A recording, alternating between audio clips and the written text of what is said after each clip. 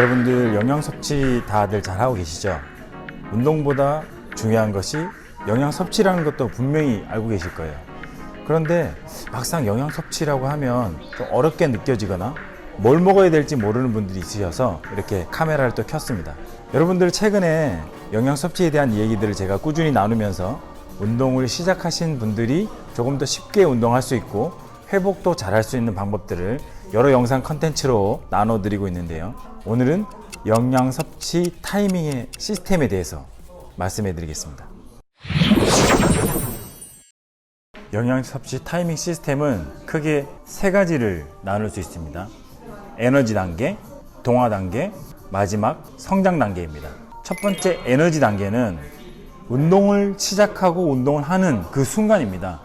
운동을 하게 되면 근육이 수축하게 되고 근육 속에 있는 글리코겐이라는 에너지를 사용해서 운동을 지속하게 되는데, 운동 선수들 같은 경우에는 글리코겐의 양을 그대로 유지시키거나 글리코겐 양을 많이 저장하기 위해서 영양 섭취에 대한 중요성을 누구보다 잘 알고 있습니다.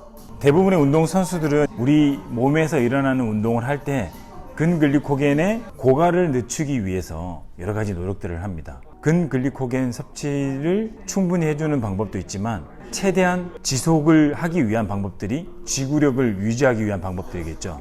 피로를 지연시키기 위해서 혈당치를 유지하는데 탄수화물의 섭취가 아주 중요한 포인트라는 것은 누구나 다 알고 있습니다. 설마 지금까지 탄수화물 섭취에 대한 중요성을 모르셨다고요? 그러면 지금부터 저와 함께 탄수화물 섭취와 성장 단계, 그리고 마지막 우리 몸에서 힘을 짜낼 때의 그런 필요한 단계들을 한번 알아볼 텐데요.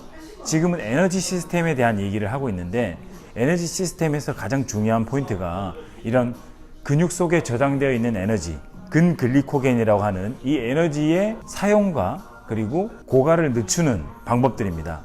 운동을 하게 되면 몸속에 에너지만 고갈되는 게 아니고 스트레스 호르몬이면서 피로를 유발할 수 있는 호르몬인 코티졸이라는 호르몬이 분비하게 됩니다. 근데 이런 코티졸이라는 호르몬 분비를 늦춰주고 근피로로 발생된 이 근육통 있죠.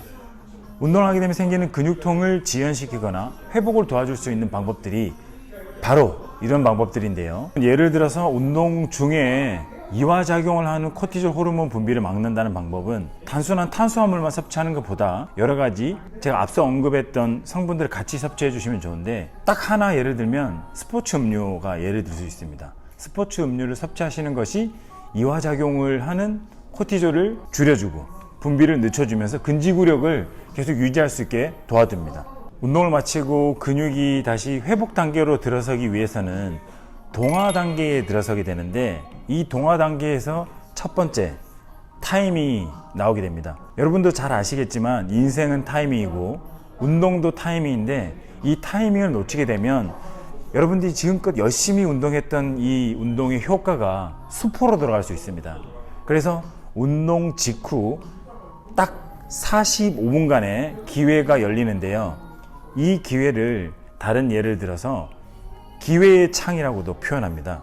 이 45분간의 섭취가 운동에 영향을 주고 운동 후에 근육 성장과 피로 회복에도 많이 도움을 준다고 하죠. 그래서 이 45분을 잘 활용하셔서 운동 후에 근육 성장도 하시고 운동의 효과를 충분히 보시기 위해서 피로 회복을 위해서라도 이 45분 안에 영양 섭취는 필수적으로 이루어져야 됩니다. 최근에 여러 연구에 의해서 밝혀진 바로 의하면 운동 후의 동화 단계에서 단순한 단백질 섭취는 탄수화물과 함께 섭취했던 효과들보다 훨씬 더 효과가 떨어진다고 합니다. 그러니까 특정한 영양 성분을 함께 섭취해 줘야 되는데요. 여기에는 탄수화물 뿐만 아니고 비타민 C, 그리고 특정한 아미노산이 있는데, 이 아미노산에는 특히 회복에 도움을 주는 세 가지 특정 아미노산이 있습니다. 그 아미노산은 루신, 이소루신, 발린이라는 이 세 가지 특정 아미노산이 충분한 운동 후에 근육 동화작용을 도와주고 회복과 그리고 근피로를 빨리 회복해주는 영양성분으로도 알려져 있는데요. 이러한 영양성분을 같이 섭취해 줬을 때 영양 섭취 타이밍과 영양 섭취의 효과가 더욱더 시너지 효과를 발휘하게 된다고 합니다. 여기서 대표적인 아미노산은 필수 아미노산 요소 중에 세 가지를 제가 말씀드렸는데요. 이 아미노산과 더불어서 비타민 C와 비타민 E를 같이 섭취해 주셔야 되는데, 우리가 흔히 먹는 식품 중에는 야채와 채소 그리고 과일에 충분히 비타민 C와 비타민 E를 섭취할 수 있고요. 아미노산 같은 경우에는 우리가 단백질을 섭취하는 성분 안에 아미노산이 있기 때문에 아미노산을 별도로 섭취하지를 못하신다면 단백질과 탄수화물 그리고 비타민 C와 E를 섭취해 줬을 때 퍼펙트한 단계로 에너지가 섭취된다고 할 수 있습니다. 자, 여기서 주의해야 될 사항이 하나 있습니다. 필수 아미노산과 단백질 섭취를 많이 하기 위해서 특히 짜거나 뜨거운 음식들 있죠. 한국 특유의 음식들이 대표적인 음식들인데 그런 음식들은 꼭 피하셔야 됩니다. 왜냐고요? 그런 음식들 속에는 필요 이상의 나트륨들이 너무 많이 들어있어서 오히려 그런 음식들은 몸에 해가 될 수 있습니다. 대표적으로 어떤 음식이냐면 뜨거운 국밥들이 대표적인 해가 되는 음식이 될 수가 있습니다. 여러분들 이 음식은 꼭 피하시고요. 더욱더 몸에 좋은 음식들은 간결하고 간단한 음식으로 영양을 섭취할 수 있는 정식이 오히려 한정식 같은 음식들이 오히려 더 좋을 것 같습니다. 자, 세 번째는 성장 단계입니다. 여러분들이 운동을 잘 하셨고 영양 섭취도 충분히 타이밍에 맞게 잘 하셨다면 그 다음이 운동 시작하기 전까지의 단계를 성장 단계라고 그러는데, 운동을 강하게 하셨다면 당연히 휴식하는 기간이 길 거고 운동을 약하게 하셨더라도 최소한 12시간에서 24시간 정도는 휴식을 해 주실 텐데, 이때 근육은 다시 재합생되고 근육의 강도가 강해지고 그리고 근육의 크기가 커지면서 성장하게 됩니다. 이럴 때 휴식이 굉장히 중요한데요. 어떻게, 얼마나, 어떤 방법으로 휴식하느냐가 성장의 지름길이면서 다음 운동을 더 잘할 수 있는 미끄럼이 되기도 합니다.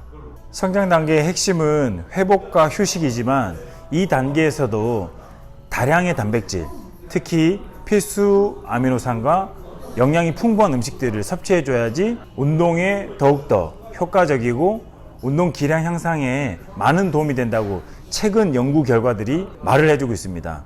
여러분들 오늘 내용 어려우셨을 수도 있고요. 또 이해가 됐을 수도 있는데 간단합니다. 운동 열심히 하고 좋은 음식 먹고 그리고 충분히 쉬어주면서 질 높은 휴식을 하신다면 잘할 수 있는 이유가 되는 겁니다.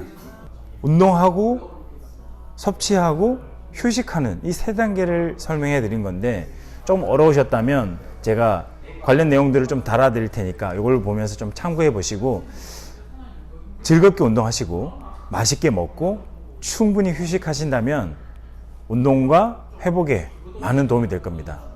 앞으로도 저는 여러분들과 계속 소통하면서 좋은 컨텐츠로 다시 찾아뵙도록 하겠습니다. 감사합니다.